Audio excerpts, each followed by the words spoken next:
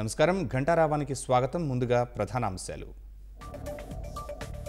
ముంబై సినీ నటి కేసులో సజ్జల కుట్ర ఉందన్న వర్ల, మహిళను తీవ్రంగా అవమానించారని ఆరోపణ.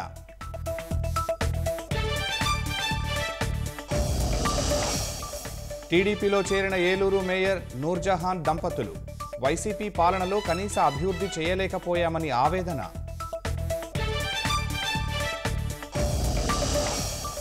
వైసీపీ హయాంలో యథేచ్ఛగా వాకరాపేట చెరువులో ఆక్రమణలు, బాధ్యులపై చర్యలు తీసుకోవాలని ప్రభుత్వానికి రైతుల విజ్ఞప్తి.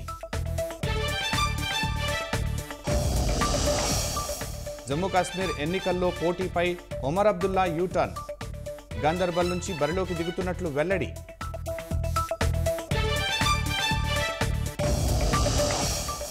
సముద్ర మట్టాల పెరుగుదలతో భవిష్యత్తులో విపత్తుల ముప్పు, పసిఫిక్ అత్యంత హానికరమైన ప్రాంతంగా మారిందన్న యుఎన్ఓ.